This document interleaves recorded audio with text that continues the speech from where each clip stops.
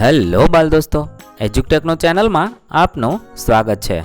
આજે આપણે શીખીશું ધોરણ 7 વિષય હિન્દી પાઠ 4 કથની और करनी। પાઠના અભ્યાસ અને સ્વાધ્યાયના પ્રશ્નોની સમજ મેળવીશું। પાઠનો વિડીયો તમે વિડીયોના ડિસ્ક્રિપ્શનમાં તથા વિડીયોના અંતે પણ નિહાળી શકો છો। તો ચાલો શીખીએ ધોરણ 7 વિષય હિન્દી પાઠ 4 कथनी और करनी। पाठना अभ्यास અને સ્વાધ્યાયના પ્રશ્નોની સમજ। સૌપ્રથમ આપણે અભ્યાસના પ્રશ્નોની સમજ મેળવીએ। प्रश्न नंबर 1, सोच कर बताइए। सवाल नंबर 1, ईश्वर ने मनुष्य को अन्य प्राणियों से किस प्रकार श्रेष्ठ बनाया है? तेना जवाब में આપણે લખીશું, ईश्वर ने मनुष्य को सोचने विचारने और कल्पना करने के लिए मस्तिष्क दिया है। उसने मनुष्य को अच्छे बुरे का निर्णय करने के लिए विवेक बुद्धि दी है। वाणी का वरदान भी केवल मनुष्य को ही मिला है। मनुष्य जैसा सुंदर शरीर किसी दूसरे प्राणी का नहीं है। इस प्रकार ईश्वर ने मनुष्य को अन्य प्राणियों से श्रेष्ठ बनाया है। सवाल नंबर 2, धूम्रपान वर्जित है, कहाँ कहाँ और क्यों लिखा होता है? तेना जवाब में આપણે લખી શકીએ, धूम्रपान वर्जित है ऐसा बसों और रेलगाड़ियों जैसे सार्वजनिक वाहनों में लिखा होता है।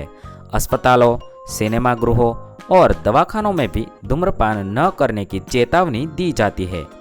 बाग बगीचे, पुस्तकालय, प्रतीक्षालय, धर्मशाला और सार्वजनिक शौचालय आदि स्थानों पर ऐसी पट्टियां लगी होती है। धूम्रपान से वायु प्रदूषित होती है। प्रदूषित वायु में सांस लेने से छाती और फेफड़े की कई बीमारियां होती है। इसीलिए सार्वजनिक स्थानों पर धूम्रपान की मनाही की जाती है। सवाल नंबर 3, फूल सबको अच्छे क्यों लगते हैं? तेना जवाब में આપણે લખી શકીએ, फूल रंग बेरंगी होते हैं, उनमें से मन भावनी सुगंध निकलती है। फूल प्राकृतिक गहनों का काम करते हैं। फूलों के तोरणों से स्थान और फूलों की मालाओं से मूर्ति की शोभा बढ़ जाती है। फूलहार का उपयोग विशिष्ट व्यक्ति का सम्मान करने में होता है। अपने इन गुणों और उपयोगों के कारण फूल सबको अच्छे लगते हैं। हवे सवाल नंबर 4, लोग कहाँ कहाँ कतार में खड़े रहते हैं? तेना जवाब में આપણે લખીશું, लोग ट्रेन, सर्कस, प्रदर्शनी और सिनेमा की टिकट के लिए कतार में खड़े रहते हैं। राशन की दुकानों से राशन लेने के लिए भी लोगों को कतार में खड़ा होना पड़ता है। लाइट या टेलीफोन के बिल भरने के लिए भी लोग कतार में खड़े होते हैं। बस में चढ़ने के लिए भी यात्री कतार में खड़े होते हैं। शहरों में मॉल में की गई खरीद का बिल चुकाने के लिए कतार लगती है। बैंक में लोग कतार में खड़े होकर पैसे जमा करते हैं या निकालते हैं। इस प्रकार लोग आवश्यकता के अनुसार अलग अलग स्थानों पर कतार में खड़े होते हैं। हवे प्रश्न नंबर 2, विराम चिन्ह और उनके नाम की जोड़ बनाइए। એટલે કે અહીં ડાબી બાજુમાં વિરામ ચિહ્ન આપેલા છે અને જમણી બાજુમાં તેનું નામ લખેલું છે। આપણે યોગ્ય વિરામ ચિહ્નના તેના નામ સાથે જોડવાના છે। એક પ્રશ્નાર્થ ચિહ્ન આપેલું છે, તેને આપણે પ્રશ્નસૂચક ચિહ્ન કહીશું, જે 4 સામે લખેલું છે, તેથી ખાનામાં 4 લખીશું। બીજું પૂર્ણ વિરામ છે, તે 5 સામે લખેલું છે, તેથી ખાનામાં 5 લખીશું। ત્રીજું ચિહ્ન ઉદ્ગાર ચિહ્ન કે વિસ્મય ચિહ્ન છે, તે 1 નંબરની સામે લખેલું છે, તેથી ખાનામાં 1 લખીશું। ચોથું ચિહ્ન અલ્પ વિરામ છે, તે 6 નંબર સામે લખેલું છે, તેથી ખાનામાં 6 લખીશું। પાંચમું ચિહ્ન અવતરણ ચિહ્ન છે, જે 2 નંબર સામે લખેલું છે, તેથી ખાનામાં 2 લખીશું। 6 જે યોજક ચિહ્ન છે, જે 3 નંબર સામે લખેલું છે, તેથી ખાનામાં 3 લખીશું। આ રીતે આપણે યોગ્ય વિરામ ચિહ્નને તેના નામ સાથે જોડીશું। હવે પ્રશ્ન નંબર 2, વાક્યોं को पढ़कर उचित विराम चिन्ह का प्रयोग कीजिए। એટલે કે આપેલા વાક્યો વાંચવાના છે અને જરૂર જણાય ત્યાં યોગ્ય વિરામ ચિહ્ન મૂકવાનું છે। 1, ફૂલ તોડના મના હે। આ વાક્યમાં પૂર્ણ વિરામ મૂકીને ફરીથી લખીશું, ફૂલ તોડના મના હે। 2, વાહ કિતના સુંદર દ્રશ્ય હે।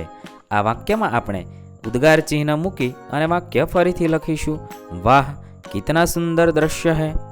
3, बसों में लिखा होता है धूम्रपान वर्जित है।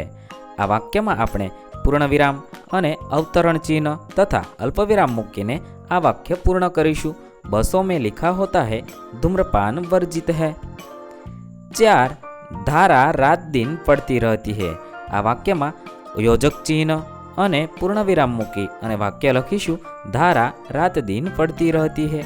5 पौधे बारिश में ही क्यों लगाए जाते हैं। आ वाक्य में આપણે પ્રશ્નાર્થ ચિહ્ન મૂકીને વાક્ય લખીશું पौधे बारिश में ही क्यों लगाए जाते हैं। आ रीते આપણે વાક્યોને વાંચીને યોગ્ય વિરામ ચિહ્ન મૂકી અને વાક્ય ફરીથી લખીશું। હવે પ્રશ્ન નંબર 3 निम्नलिखित वाक्यों में से जातिवाचक संज्ञा के आसपास वर्तुळ चिन्ह कीजिए। એટલે કે આપેલા વાક્યોમાં જે સંજ્ઞા જાતિવાચક સંજ્ઞા હોય તે શોધી અને તેના ફરતે વર્તુળ કરવાનું છે। 1 મનુષ્ય અન્ય પ્રાણીઓ સે શ્રેષ્ઠ है। આપેલા વાક્યમાં મનુષ્ય એ જાતિવાચક સંજ્ઞા છે। 2 શિલ્પા ने 4 पौधे लगाए। આપેલા વાક્યમાં पौधे એ જાતિવાચક સંજ્ઞા છે। 3 शहर के लोग सुबह शाम टहलने जाते हैं। આપેલા વાક્યમાં शहर એ જાતિવાચક સંજ્ઞા છે। 4 फूल सबको अच्छे लगते हैं।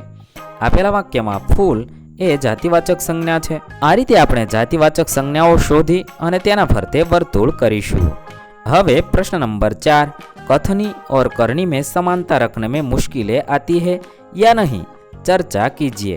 એટલે કે તમારા મિત્રો સાથે તમારે ચર્ચા કરવાની છે કે કથની એટલે કે આપણે બોલવામાં અને તે વાત જીવનમાં ઉતારવામાં શું મુશ્કેલો આવે છે તે આપણે વાત લખવાની છે। અહીં તમારા જેવા વિદ્યાર્થીઓ રાકેશ, ચંપક, ગીતા એ બધા વાતો કરે છે। તમારે તમારા મિત્રો સાથે વાતો કરી અને લખવાનું છે। હું અહીં રાકેશ, ચંપક અને ગીતાનો વાર્તાલાપ લખું છું। રાકેશ કહે છે कथनी और करनी में समानता रखना बड़ा कठिन है, इसमें काफ़ी मुश्किलें आती है। त्यारे चंपक कहे छे धन्य है वे लोग जिनकी कथनी और करनी एक जैसी होती है, मुझसे तो यह कभी नहीं हो सकता। त्यारे गीता कहे छे अरे किसी से नहीं हो सकता, मेरी माँ मुझसे सदा सच बोलने के लिए कहती है और वे खुद पड़ोसन आंटी से झूठ बोलती है। त्यारे राकेश कहे छे मेरे पिताजी झूठ बोलने पर मुझे डांटते हैं और जब मकान मालिक किराया मांगने आता है तब मुझसे कहते हैं जा सेठ से कह दे कि पिताजी घर में नहीं है। त्यारे चंपक कहे छे अरे भाई जिनकी कथनी और करनी एक होती है वे संत कहलाते हैं, यहाँ न किसी का माँ संत है न किसी का बाप। गीता कहती है फिर भी हमें कथनी और करनी समान रखने के लिए प्रयत्न करने चाहिए। जिसकी कथनी और करनी एक होती है उसी मनुष्य का दुनिया में आदर होता है। आ रीते बधा विद्यार्थीओ चर्चा करे छे। तमारे पण तमारा मित्रों साथे आवी हिंदी में चर्चा करी अने अहीं जवाब लखवानो छे। हवे प्रश्न नंबर 5 परिच्छेद पढ़कर प्रश्नों के उत्तर दीजिए। एटले के आपेलो आ फकरो वांचवानो छे अने समजीने पछी आ फकराने आधारे आपणे नीचे आपेला प्रश्नोना जवाब लखवाना छे। हवे आपणे प्रश्नोना जवाब लखीए। सवाल नंबर 1 हम पर किस किस का ऋण है, ते जवाब आपणे फकराने आधारे लखवानो छे। जवाबमां लखीशुं हम पर माता, मातृभूमि और मातृभाषा का ऋण है। सवाल नंबर 2 माता का ऋण हमें क्यों अदा करना चाहिए, तेना जवाबमां આપણે લખીશું हमें माता का ऋण अदा करना चाहिए क्योंकि उसी ने हमें जन्म दिया है। सवाल नंबर 3 किस व्रत का पालन करना अत्यंत कठिन है, તેના જવાબમાં આપણે લખીશું मातृभाषा पर गर्व करना और उसकी सेवा में तत्पर रहना हमारा कर्तव्य है, परंतु इस व्रत का पालन करना अत्यंत कठिन है। सवाल नंबर 4 किसे देशभक्त नहीं कहा जा सकता, તેના જવાબમાં આપણે લખીશું जो मातृभाषा का तिरस्कार कर अंग्रेजी बोलने में गर्व अनुभव करता है उसे देशभक्त नहीं कहा जा सकता। सवाल नंबर 5 गद्यांश को उपयुक्त शीर्षक दीजिए।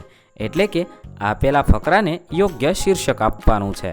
तेना जवाबमां आपणे लखी शकीए सच्चा देशभक्त अथवा माता, मातृभूमि और मातृभाषा। आवुं कोईपण शीर्षक आपी शको छो। तमे तमने मनगमतुं योग्य लागे तेवुं बीजुं शीर्षक पण आपी शको छो। हवे आपणे स्वाध्यायना प्रश्नोनी समज मेळवीए। प्रश्न नंबर 1 अंदाज अपना अपना। सवाल नंबर 1 कथनी और करनी में अंतर विषय पर अपने विचार लिखिए। એટલે કે વાત કરવામાં અને તેને જીવનમાં ઉતારવામાં શું ફરક છે તેના વિશે તમારે લખવાનું છે। આ પ્રશ્નના જવાબમાં આપણે લખી શકીએ कि मैं मानता हूँ कि कथनी और करनी में एकता रखना वीरों और सज्जनों का काम है।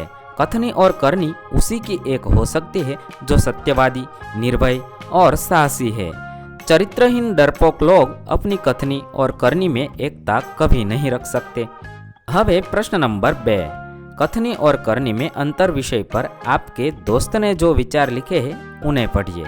એટલે કે આ વિષય પર તમારા મિત્રએ જે વિચાર લખ્યા છે તે તમારે વાંચવાના છે। હું અહીં તમારા જેવા વિદ્યાર્થીએ લખેલા વિચારો વાંચું છું, તમારે તમારા દોસ્તે લખેલા વિચાર વાંચવાના છે। कथनी और करनी में अंतर, इस विषय पर मेरे दोस्त ने लिखा है, मैंने बहुत कोशिश की कि मैं जैसा कहूँ वैसा ही करूँ, परंतु मुझे सफलता नहीं मिली। मैंने एक दिन माँ से कहा कि कल मैं सुबह जल्दी उठकर टहलने जाऊंगा। दूसरे दिन माँ मुझे जगाते जगाते थक गई, पर मैं नहीं उठा। मेरी कथनी और करनी में हमेशा जमीन आसमान का अंतर रहा। मेरे विचार से कहना बहुत आसान है, पर अपने कहे हुए को व्यवहार में लाना बहुत मुश्किल है। फिर भी मैं कोशिश करूंगा कि मेरी कथनी और करनी में अंतर न हो। यदि मुझे कुछ बनकर दिखाना है तो मुझे अपनी कथनी को करनी में बदलना ही होगा।